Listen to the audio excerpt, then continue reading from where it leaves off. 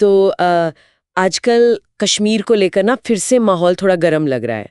खासकर अगर आप सोशल मीडिया देखें तो लगता है पता नहीं क्या हो रहा है। हैशटैग्स दिख रहे हैं, हैशटैग कश्मीर अंडर अटैक, फिर हैशटैग इंडिया स्ट्राइक्स बैक।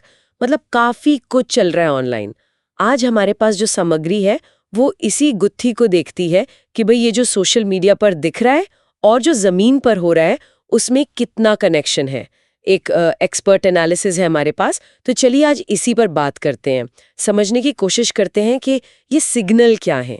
तो सबसे पहला सवाल यही है कि जो इतना शोर है ऑनलाइन, ये क्या सिर्फ हवा में है या वाकई बॉर्डर पे मतलब नियंत्रण रेखा पर कुछ तनाव बढ़ रहा है? हाँ, ये सवाल बिल्कुल सही है। और देखिए, विश्लेषण भी यहीं से शुरू होता है। आजकल क्या है ना कि सोशल मीडिया सिर्फ न्यूज़ देने की जगह नहीं रही है।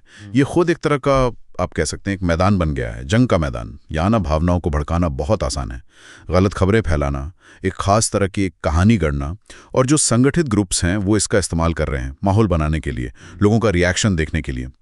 लेकिन ये सिर्फ डिजिटल दुनिया की बात नहीं है। अगर हम ज़मीनी हकीकत देखें तो विश्लेषण साफ बता रहा है कि पिछले कुछ हफ्तों में एलओसी पर, नियंत्रण रेखा पर हरकतें सच में बढ़ी हैं। अच्छा, किस तरह की हरकतें? हाँ, जैसे घुसपैठ की कोशिशें वो ज़्यादा हुई हैं, सीज फायर उल्लंघन वो भी पहले से ज़्यादा रिपोर्ट हुए हैं, और कुछ रिपोर्ट्स तो ये भी कहती हैं कि रडार पर भी कुछ असामान्य गतिविधियां दिखी हैं, जैसे कोई ड्रोन हो या छोटा एयरक्राफ्ट। तो हाँ, ये सिर्फ सोशल मीडिया का शोर नहीं है, ज़मीन पर भी कुछ ना कुछ चल रहा है। ये तो फिर चिंता वाली बात है। क्या मतलब, क्या ये 2016 या 2019 जैसे हालात की तरफ जा रहा है? लोग तुलना करने लगते हैं अक्सर। हाँ, तुलना तो होती है, वो स्वाभाविक है। लेकिन देखिए, हूबहू वैसा ही माहौल है, ये कहना शायद अभी जल्दबाजी होगी। विश्लेषण ये बताता है कि 2016 या 19 में जो तनाव का लेवल था और जिस तरह का तनाव था वो थोड़ा अलग था। ओके। इस बार हाँ, गतिविधियां बढ़ी हैं, सिग्नल मिल रहे हैं, एक सुगबुगाहट है, पर वो पीक लेवल वो अभी नहीं आया है। लेकिन हाँ, इसे हल्के में लेना ठीक नहीं है। ये वो शुरुआती संकेत हो सकते हैं जिन पर नजर रखना जरूरी है। और इसमें एक और एंगल है जिस पर विश्लेषण जोर दे रहा है, वो है मनोवैज्ञानिक युद्ध, मतलब साइकोलॉजिकल वॉरफेयर। अच्छा। ये दोनों तरफ से चल रहा है। और इसका निशाना कौन है? खास तौर पर कश्मीर घाटी के युवा। सोशल मीडिया वगैरह के जरिए उनकी सोच, उनकी भावनाओं को बदलने की, प्रभावित करने की कोशिशें तेज हुई हैं। कभी पहचान के नाम पर, कभी धर्म, कभी भविष्य की चिंताएं, इन सबको हवा दी जा रही है। और ये चीज ना मामले को और उलझा देती है, क्योंकि ये जमीनी तनाव को और हवा दे सकती है। अच्छा, तो ये साइकोलॉजिकल प्रेशर और बॉर्डर पर बढ़ी एक्टिविटी, क्या इसका मतलब ये समझें कि कोई बड़ा टकराव हो सकता है, मतलब सीधा युद्ध? देखिए, विश्लेषण के हिसाब से एक फुल स्केल वॉर, मतलब पूर्ण युद्ध, उसकी संभावना भी कम लगती है। दोनों देश परमाणु शक्ति हैं और सबको पता है कि इसके नतीजे कितने भयानक हो सकते हैं। हाँ, वो तो है। लेकिन इसका यह मतलब नहीं कि खतरा बिल्कुल नहीं है।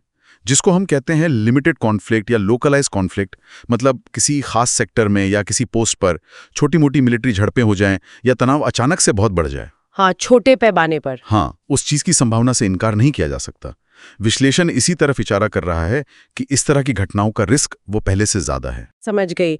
तो मतलब बड़े युद्ध का डर कम, पर छोटी झड़पों का रिस्क है। तो ऐसे में आम लोगों को क्या करना चाहिए?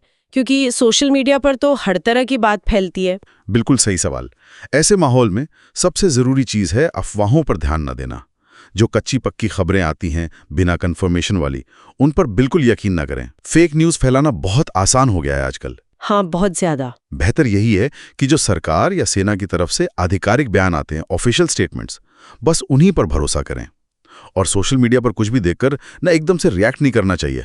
वो जो भावनात्मक उबाल आता है, हाँ, गुस्से में या जोश में शेयर कर देना, बिल्कुल वो खतरनाक हो सकता है। खासकर अगर कोई ऐसी चीज हो जो देश के खिलाफ हो या समुदायों में नफरत फैलाए। तो जागरूक रहें, अलर्ट रहें, लेकिन घबराएं नहीं, बस जानकारी वेरीफाई करें। तो कुल मिलाकर बात यह है कि सोशल मीडिया पर जो गर्मी है उसका जमीनी हकीकत से कनेक्शन तो है। ये सिर्फ हवाई नहीं है। नियंत्रण रेखा पर एक्टिविटी बढ़ी है, साइकोलॉजिकल दबाव भी बन रहा है, बड़े युद्ध का खतरा कम है, लेकिन हाँ, किसी लिमिटेड एरिया में तनाव या छोटी झड़पों का रिस्क है। और हम सब के लिए सबक ये है कि अफवाहों से बचें, जानकारी को ठीक से परखें और शांति बनाए रखने में मदद करें। और हाँ, जाते जाते एक सवाल मैं छोड़ना चाहूँगी सोचने के लिए कि आज के इस टाइम में जहाँ ये वर्चुअल दुनिया और असली दुनिया इतनी मिक्स हो गई हैं, वहाँ एक जिम्मेदार नागरिक के तौर पर हमें जो भी जानकारी मिलती है उसे जांचना, परखना और अपने आसपास शांति बनाए रखना, इसमें हमारी भूमिका कितनी अहम हो जाती है, इस पर ज़रूर सोचिए।